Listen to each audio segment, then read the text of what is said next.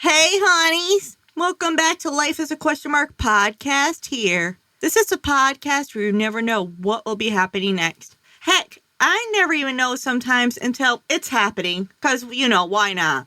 I'm your host that always keeps you on your toes and is such a question mark of a person, Heather Donovan. So for the last 2 episodes, the main topics have been along the lines of love. So I figured, why not continue the train with a topic that needs to be normalized? It should be normalized. And I have a hard time understanding why it's not normalized. If you have read the title, then you already know what today's main topic is, and that is how to date yourself.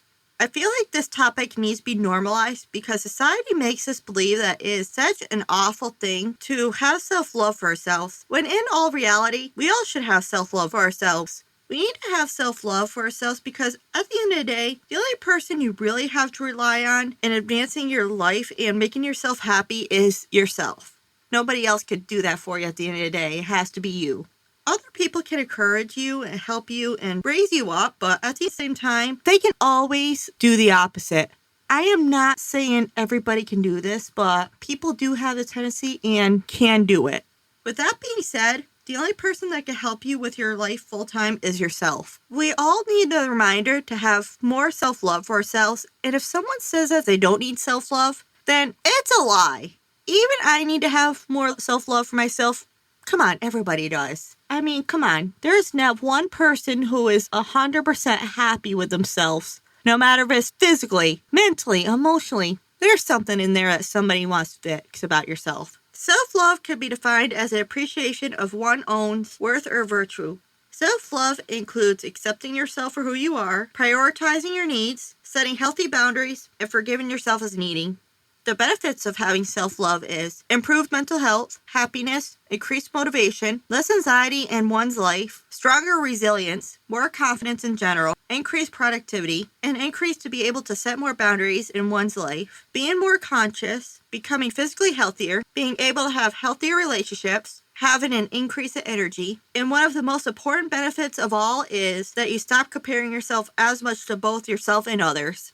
You can gain more self-love by building your own self-awareness, discovering what self-expression looks like for yourself, practicing self-care, embracing self-trust, cultivating self-compassion for yourself, strengthen your self-respect for yourself, and by embracing self-acceptance.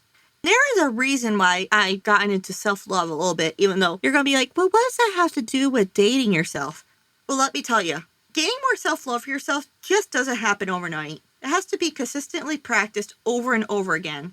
Society makes us think that we always have to have a significant other in our lives, no matter if they are toxic or not. To me, this society's ideal is wrong. If someone is going to be in your life, I don't care if it's family, friends, or a significant other, then they should always be raising you up. Not even ever, even the tiniest grain, tear you down, period. I see this kind of situation happen constantly, or even hearing about it, and I'm sure a lot of you are too. And I hate to keep seeing it happen. So I think that this topic is an important awareness that should be raised and not ignored. This is why this topic has made its way onto an episode of the pod. Yay, topic! I myself am a victim of the societal pressure of feeling like you need to be in a relationship with a significant other. So I fully understand what this pressure is like. With this being said, I had to learn on my own that you do not have to mesh with society's pressures and ideas. I had to also learn that it is okay to be single, and that is even empowering and brave, because not a lot of people can do this and find the strength to be alone and be okay with it. Another reason that I'm covering this topic is so that you all don't have to be fully on your own learning this lesson like I did. This is why we talked about self-love. It all comes back around to self-love. So another way that I am going to tell you how to get self-love is by dating yourself. It sounds so cliche, but I promise you it does help. So why should you date yourself? There are several reasons, such as it boosts your confidence, helps you get to know yourself better, prioritizes spending alone time with yourself, helps you feel more comfortable on your own, helps you grow closer to yourself, helps strengthen your independence, helps you romanticizing your life becoming easier, helps improve intimate relationships, treats yourself, and just because you can. Some benefits for dating yourself are prioritizing time alone, and it provides bonding time with yourself. The other reasons why you should date yourself are also the benefits of dating yourself, so they tie together, you see. Now, the big question remains on how to date yourself.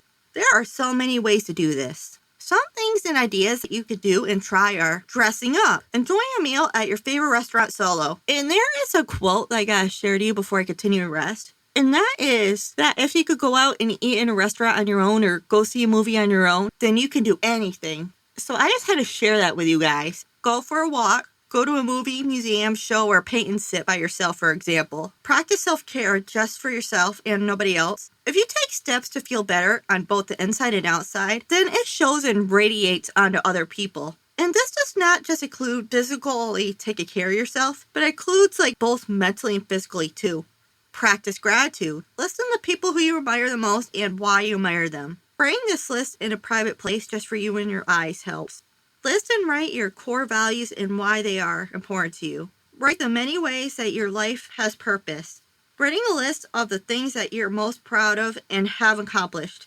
Blocking time for you time. And that doesn't include doing any work or errands that need to do. It could be just streaming a TV show or movie, coloring in a coloring book, drawing, making a random treat for yourself. It could be anything. This next one's going to be a little mature and kind of radar, kind of not. It's life. Give yourself some private time and pleasure yourself.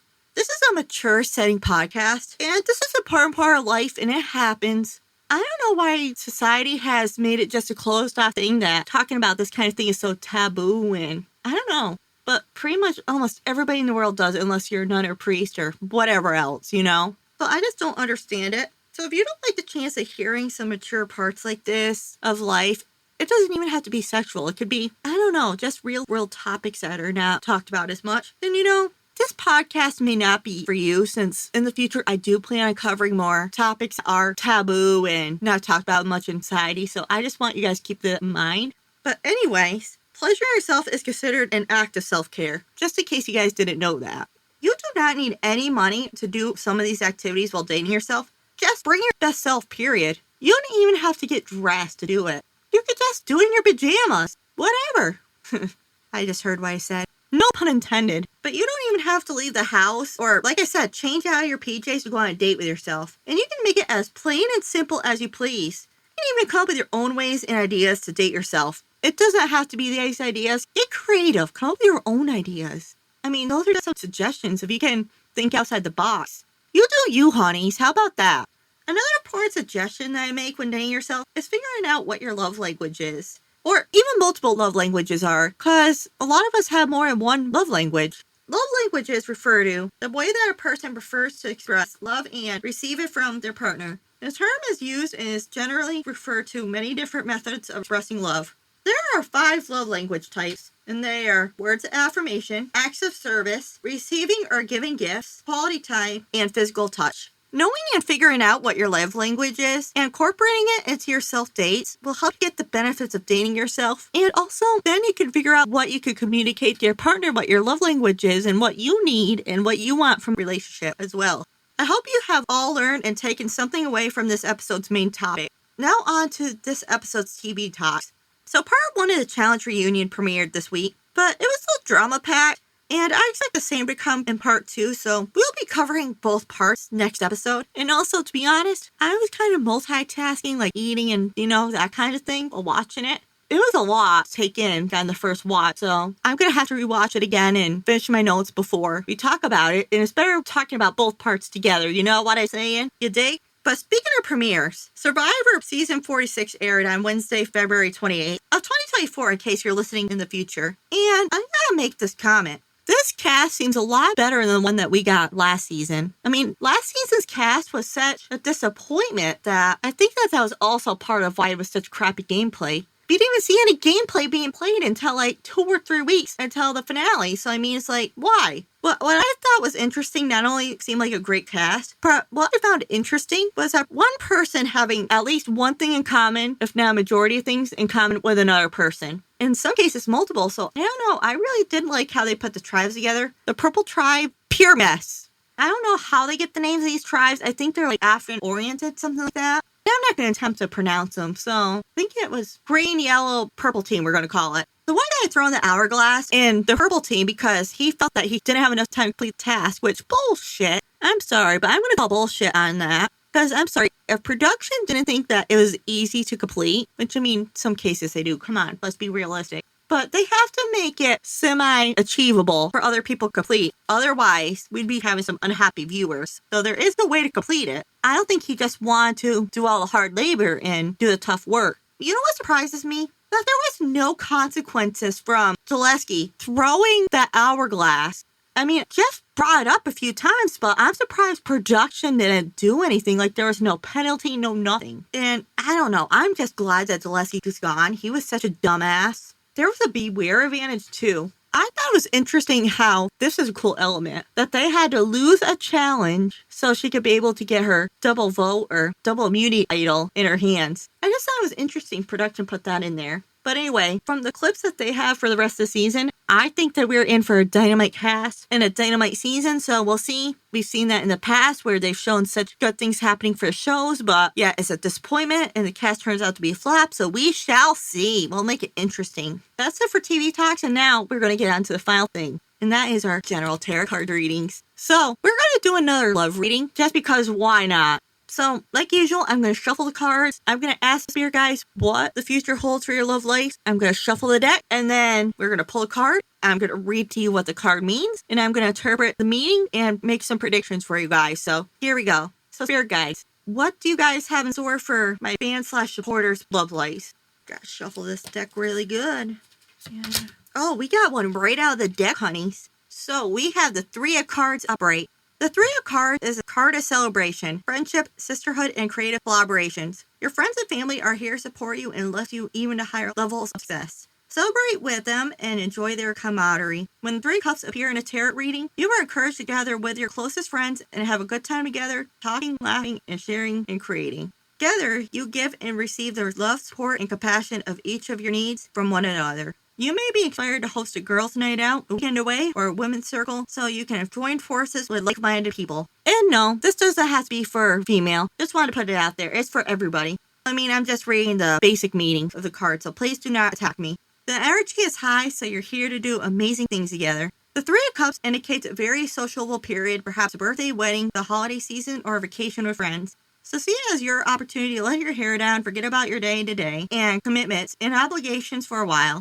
Instead, spend quality time with friends, family, and enjoy yourself. This card also invites you to collaborate with others in a creative project and inspire one another to reach new heights. Collectively, you are working together with a common goal for a greater good of others.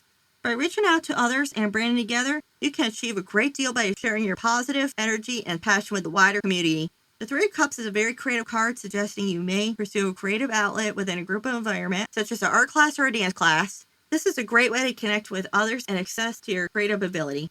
Alright, so for this card, I predict that you're gonna meet somebody, whether it's at a work function, a class, or just in a group setting in the public, that you're gonna meet somebody and you're gonna be in a friendship setting. And maybe you guys are gonna work on a project together or whatever it is. You guys are gonna join forces in something, whether it's a group project or sharing thoughts and idea, whatever it may be. You guys are gonna collaborate in that aspect. And you guys are going to develop a relationship in that, but it's not really going to be a relationship, but you guys are going to know that there are feelings there for each other. And then the project's going to be done. It's going to be successful, whatever it is. It doesn't have to be a project. But when it's done, you're going to sometime after that realize you guys have feelings for each other. You guys are still going to be on a friendship level. It's going to become greater. Your bond's going to become greater. Your feeling for each other are going to become greater. And finally, you guys are going to have a relationship with each other. And that's all there is for that. So that's a reading for right now that I am getting for you guys for the future. So with that, we're coming to the end of the episode. Don't forget to rate, review, subscribe, and tell your favorite stranger about the podcast. You can follow and converse with the podcast and other listeners to the podcast by following the podcast social medias. The Facebook is Life is a Question Mark Podcast. The Instagram and TikTok is Life is a Question Mark Pod.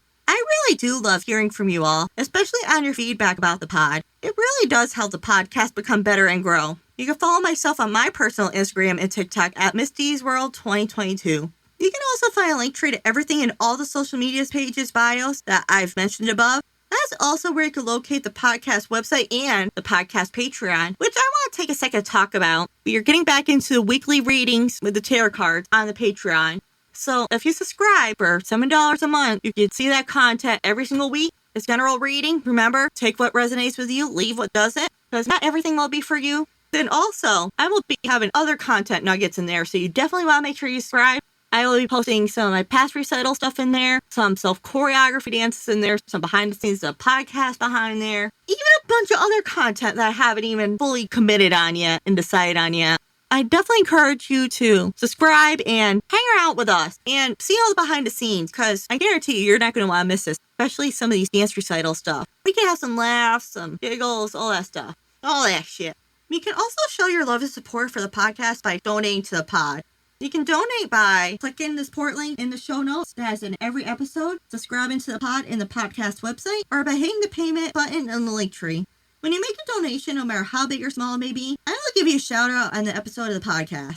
And don't forget, if you're a member of Patreon, I will shout you out on an episode on there then. Because why not, right? Because you guys are still supporting us, even though you're maybe nosy for some content, or maybe want a little more head in your life. That's what they used to call me in high school. I don't call myself as much that anymore because, trauma and PTSD is great.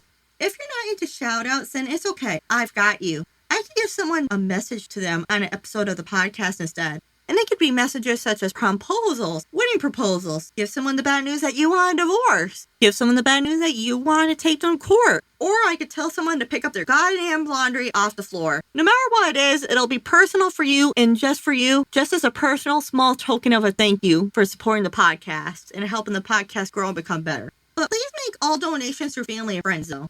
All donations will go 100% towards podcast only. For example, it will go towards paying the subscription cost for either using the program that I edit the podcast on, the videos for the podcast on, which go on YouTube, which aren't really much, but it's fine, or towards a website subscription. If I need any new or extra equipment for the pod, or it could go towards any traveling expenses to go interview a guest to be on the podcast. For this week, I am going to give you a random song of the episode. So this random song is going to be The Sun is Rising by Britt Nicole. And I'm going to be honest, no particular reason for this one. I forgot to prepare random word of the day, dedication song, whatever it is. I forgot to grab one for you guys, and I've really been jiving with the song, so you know what? It works. So, The Sun is Rising by Britt Nicole, which that song is a vibe. I don't care who you are. And with that, I will talk to you guys on the next episode of the podcast. Be good, do well, and keep striving to do better, honeys.